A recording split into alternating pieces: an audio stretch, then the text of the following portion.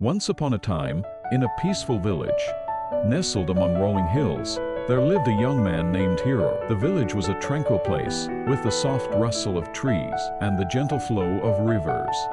Yet, despite the serenity of his surroundings, Hiro's mind was anything but peaceful. His thoughts raced endlessly, jumping from one worry to another. He often found himself reliving past mistakes, wondering what could have been done differently. Other times, his mind wandered to the future, filled with fears of what might happen next. He became trapped in this cycle of overthinking and anxiety. Unable to focus on the present moment, the villagers often spoke of Hiro as a bright young man, but they noticed his restlessness.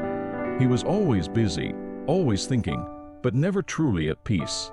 His mind was like a storm, and no matter how hard he tried, he could not find calmness within himself.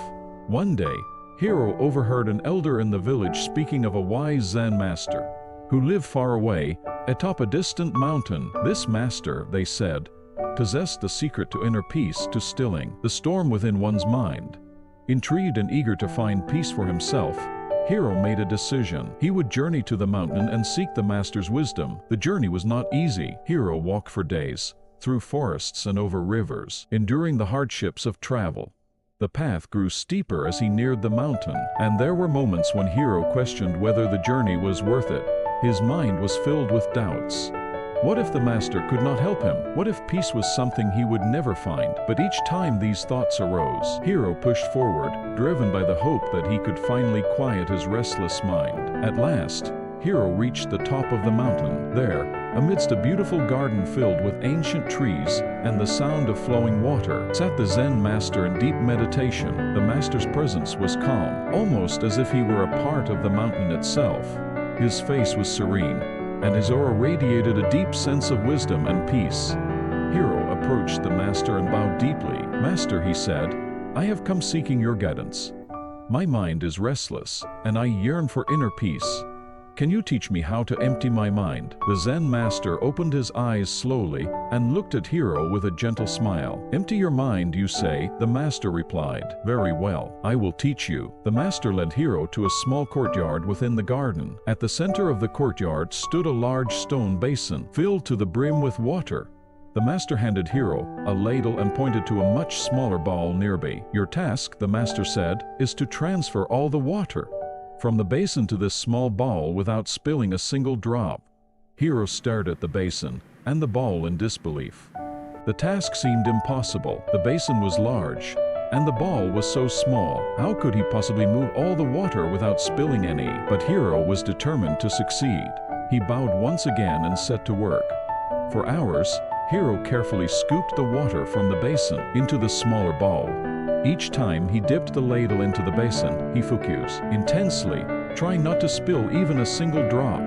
But no matter how hard he tried, the basin always seemed full. As the hours passed, his frustration grew. His arms ached from the effort, and his mind, once again, became filled with restless thoughts. How could this be the path to peace, he wondered. He began to doubt the wisdom of the Zen master, and questioned if this task had any meaning at all. The master had been silently watching Hiro struggle. He noticed the young man's growing frustration and saw how Hiro's mind had become as turbulent as ever. Finally, the Zen master approached Hiro and gently placed a hand on his shoulder. "Hiro," the master said softly, "you are trying so hard to empty the basin, but you have forgotten the first and most important step to empty the basin. You must first empty your mind." Hiro looked at the master in confusion. "Empty my mind? How can I do that?" he asked.